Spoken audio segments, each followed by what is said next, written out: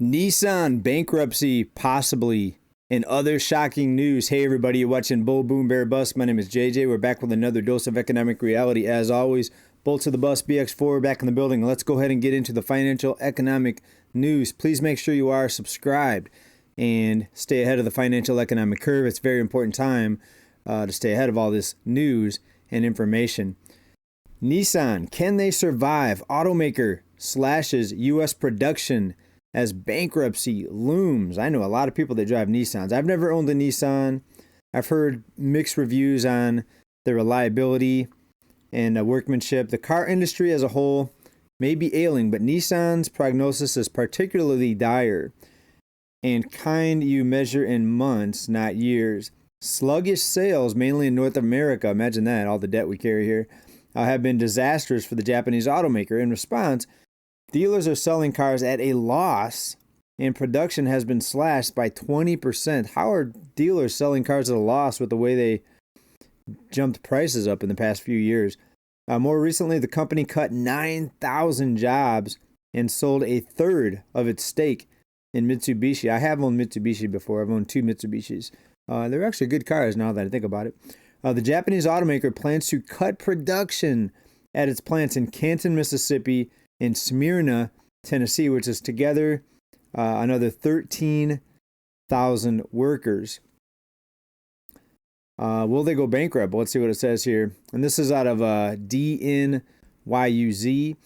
We have 12 to 14 months to survive. A senior official close to Nissan recently told the Financial Times, quote, "This is going to get tough, and in the end, we need Japan and the U.S.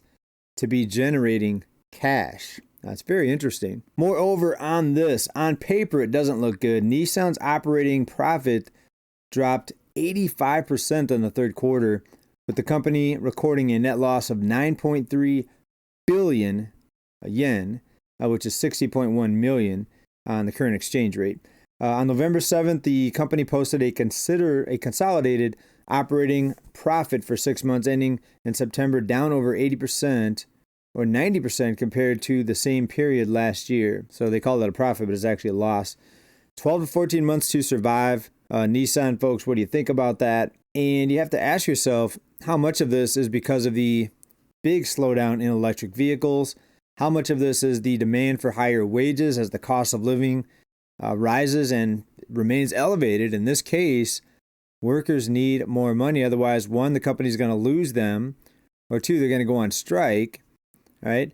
And then with automobiles, if you don't pay your people enough and they go and find a better job, you're going to have very poor quality work if you just replace them with new people with not much experience. In fact, if you look at the number of recalls and problems with vehicle makers, it's risen very significantly here recently. And here's just a couple of the recent reports here. Honda recalls 206,000 vehicles for possible fuel leaks. I've owned several Hondas. They've been very reliable vehicles, but I've noticed a lot more recalls on these and other cars that I would think would be, pretty reliable. In fact, I have two Hondas right now. Let me just read here. Honda announced the move, saying the affected 2023 to 2024 Honda Passport, and the 23 to 25 Honda Pilot sport utility vehicles may have an incomplete connection between the fuel filter. Okay, so another recall, and there's been a lot recently. And I'll just show you a couple more just recent ones here in the last couple days. Over 300,000 Ram trucks recalled over dangerous brake defect. That just came out 2 days ago. General Motors, 130,000 plus vehicles with a malfunction. You guys get the point. Have you noticed a lot of recalls lately, and have you had a vehicle recalled? And what do you think about this? What could be the cause of this? Could it be the labor situation where people demand higher wages and they don't have a workforce like they used to because so many people maybe quit, went to a better paying position, maybe somewhere in tech, and now if they did that, they may be getting laid off in tech? I'd like to hear your thoughts on that. And the more I keep looking here, the more recent news I see. Toyota RAV4 and Lexus NX called for wheels and brakes that might fall off. Wow, these aren't minor defects here. Hyundai, Kia, Hyundai, Fisker, Jeep among 305,000 vehicles recalled. You can check your car recalls there. USA Today's got an article out there. So Tesla, sixth Cybertruck recall this year, with 2,400 vehicles affected. That's the 6th one this year for the Cybertruck. Those Cybertrucks look interesting, don't they? 6th recall this year, and now 2,500 in the latest one. So folks, be careful what you buy. I mean, you're paying still much higher prices than you did starting in 2020, and we haven't gotten back down to even 2022 prices yet when I look at the price of new and used vehicles.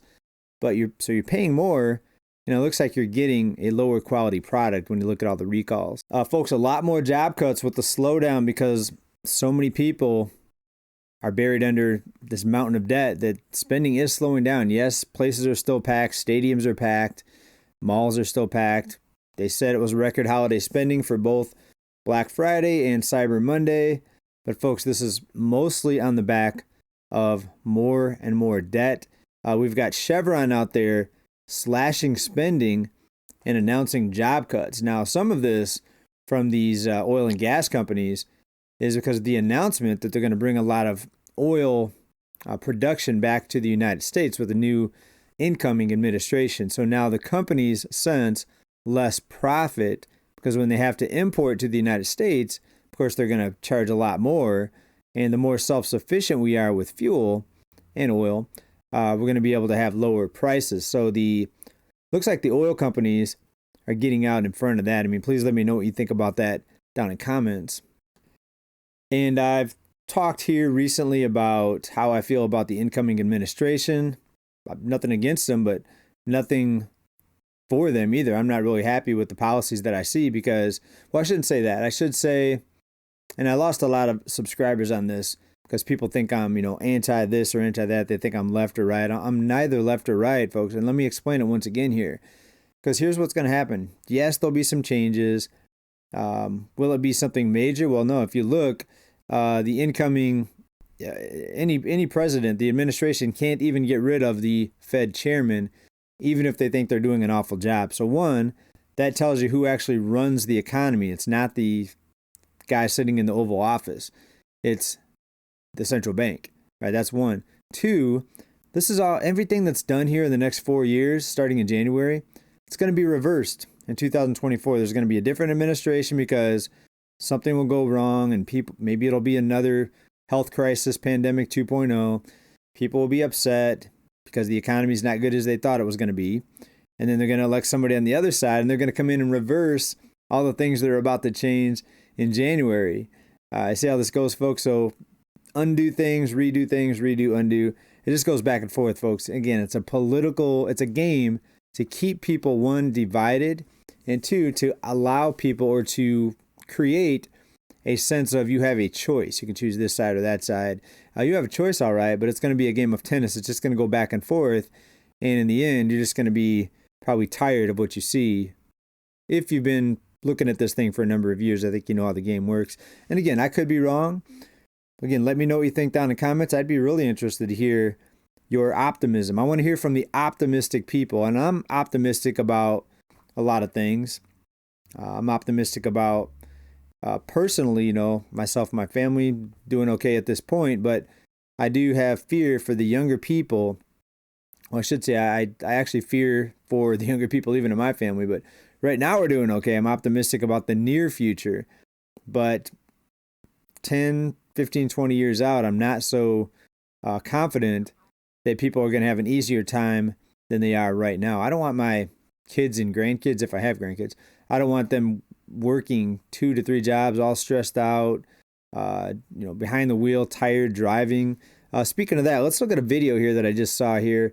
The way that a person describes the cost of living and housing. Let's jump into that real quick. And then we've got some other news we're going to talk about. All right, first let's play this video, but we're going to talk about the jobs numbers, the more recent unemployment numbers from November, and a surprising excuse for the upcoming economic downturn here. So let's get into this video first. All right, so take a listen. There is some car noise and background noise in this. It sounds like she's recording it on her phone. But take a look at how she describes what she has to do because of the cost of housing right now in real estate. Please pardon my very puffy eyes. I am extremely exhausted because I wake up at 5 o'clock in the morning to take my kids to school. I'm driving to work in a neighborhood that is way out of my price range. Never in my life will I ever be able to live in this area. And I see a mother in her bike and 2 kids behind her. They're about middle school, high school age, also on their individual bikes with their helmets on and their backpacks. And the mother is taking them to school on a bike. Below this video, it says participating in this activity could result in you or others getting hurt. I think it's because she's driving while recording. Don't record videos while driving. It's not safe. Hands free. Well, she does have her phone mounted. Anyways, continue. They live close enough to a very good quality school to be able to go to school on their bikes. If you date back to the 50s, 60s, 70s, 80s, even possibly the 90s, this because my mother had us in the neighborhood school. It was a school distance that was not that far away. So probably even 2010, 11, 12, 13, you could still get a really affordable home. Bike if we wanted to, but that's not the point. The point is that I was able to live in a neighborhood that was affordable for my mother to live in, and there was quality available nearby. Fast forward to now, I'm a 40-year-old mother making close to 6 figures, but not quite. And I can't afford to live in a neighborhood that has that kind of schooling. I'm living in the same neighborhood that 6 figures, and she lives in the same neighborhood that she grew up in. Same neighborhood. But those same schools that I went to that were once great are not anymore. They're not good anymore. In order for me to give my kids a fighting chance to get a good education so they can get into a good college and perhaps make a good life for themselves, which even that path to success. But I'm still scared that if the alternative would be not going to college, that I have to wake up at the crack of dawn, 5 in the morning, and drive them across town, about 15 miles away from my house, to give my kids a fighting chance that they can go to a good quality school. I drop one of them off. She starts at 7:20 in the morning. I do the same thing. I drive to a school way out of my city to give my kid a good school. I drop the other one off. She starts at 8:30 in the morning, but she got dropped off. If you know the state of Florida. Anyways, you see it, folks. I mean, you see it on the roads. You see how people are stressed out, and rush hour is just insane and dangerous with all the traffic. People rushing everywhere to get their kids, to get to work on time, to pick up their kids. Roads packed, right? Rush hour here in San Diego, I can't stand it, right? And that's good compared to cities like LA and, of course, New York and other big cities. Houston, I heard Houston's really bad. Rush hour. Most major cities, though, during rush hour, it's rush hour. But people having to live further out from where they work and where their kids go to school because of these costs. And take a look at this. Here in San Diego County, they had such a shortage of teachers and teachers that had to commute long distances just to come to work. They're doing affordable housing now just for teachers. San Diego Unified Schools weighs plans for 1,000 affordable homes for school district employees. This just came out recently in the past 24 hours. Back in April, they first started talking about it. San Diego Unified, first step towards affordable housing.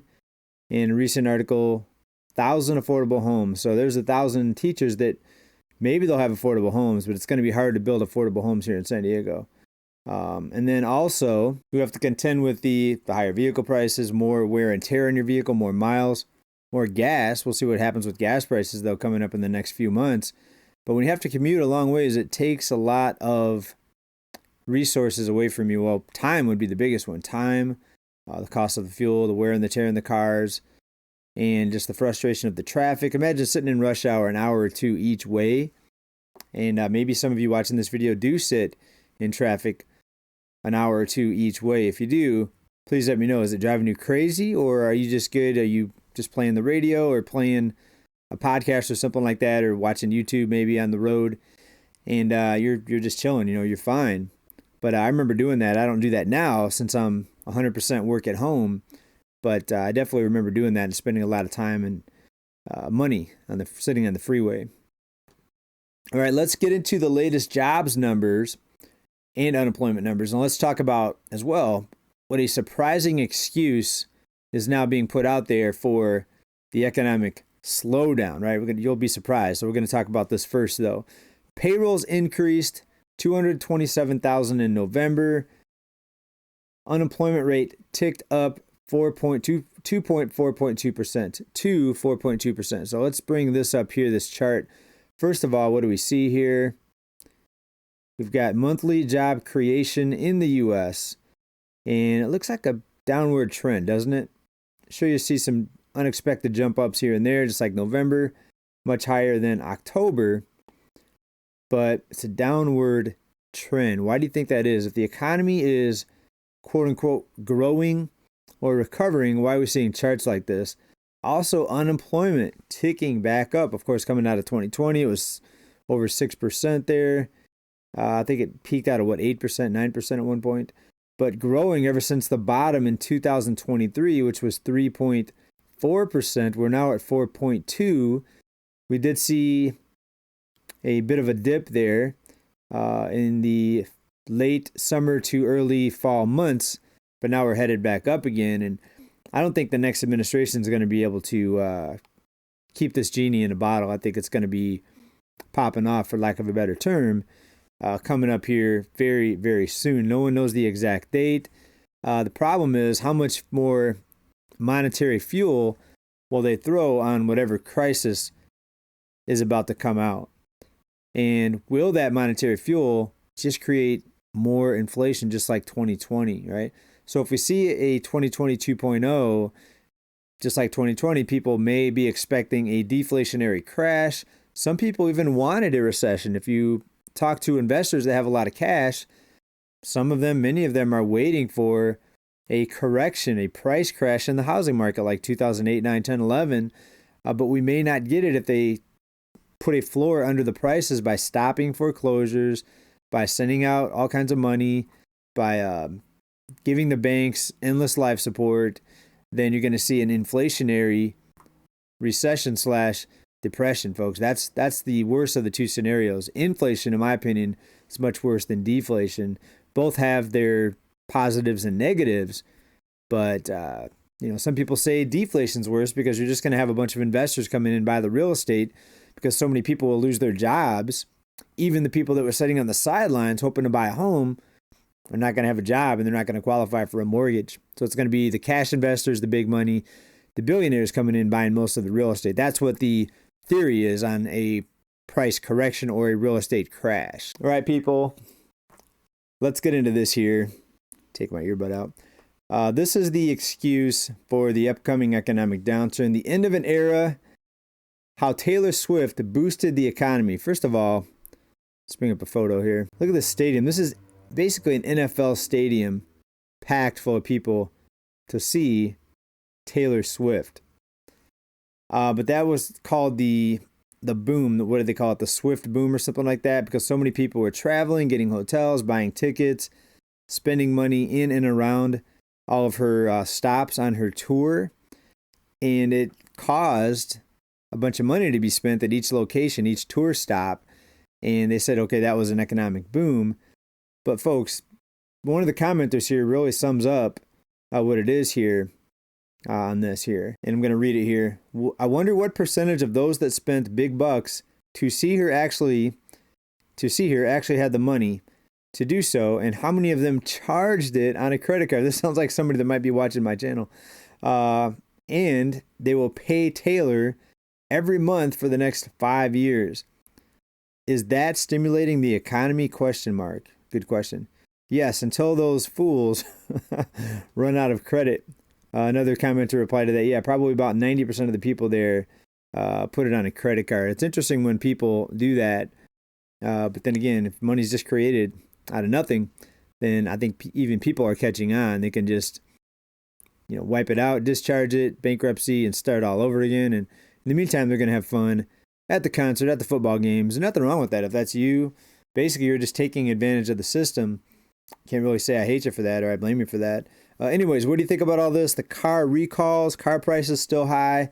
Nissan may not survive, or will they just get bought up by a larger company? We've seen that happen a lot in the automobile industry, in the banking industry. Bigger banks buying out smaller failed banks and regional banks here. So where does this all end, folks? You let me know, please, down in comments. I'll be looking. And as always, everybody, keep stacking. Bye for now. Big love. Peace.